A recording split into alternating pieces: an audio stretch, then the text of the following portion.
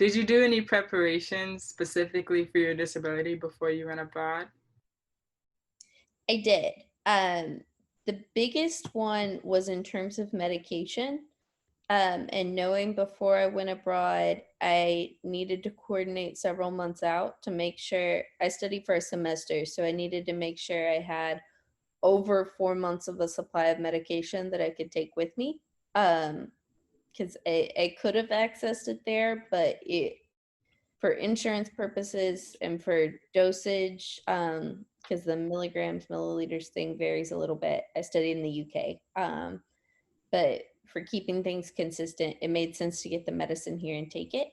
So I needed to alert my physician about 6 months out and let her know that, I was planning to do this and get her to prescribe a 3 month dosage, which I think most physicians can do and most insurances will pay for. But again, I was studying for 4 months, and of course, you want to keep a little bit more medication than you think you'll need. So, really, like 4.5 to 5 months worth of medicine. So, I needed her to adjust that dosage to more than I would actually need to. Um, for example, like if I needed 40 units of insulin per day, she would adjust that prescription to 50 units of insulin per day so that I could stockpile a little bit more medication. And have that going into the trip. And then the other thing was I did get my physician to write a letter for airplane travel. And I think that that's really important, especially if you'll be taking liquid medications on board an airplane, because those aren't subject to the same liquid restrictions that other things are. But it's good to have that letter in case you're questioned about it. Okay. Where did you study abroad? For how long were you there? What was your experience like? Were the people around you aware of your disability, and how did they react to it? Those are good questions. I studied in London, England, for approximately 4 months during my junior year of college. Um, when I initially went abroad, I did not want people to know. I studied in a house environment, so I was with a central cohort of people, and we took all the same classes, and it was a living learning community.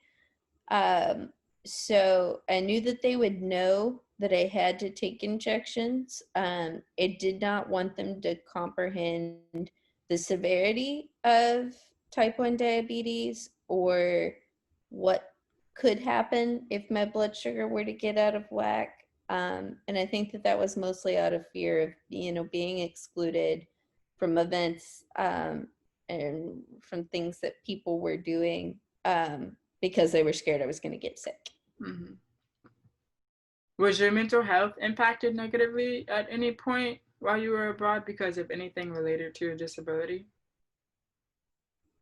Yeah. So that's an interesting question because I also have diagnosed generalized anxiety disorder and take medication for that. Um, and I continue to take medication for that while abroad.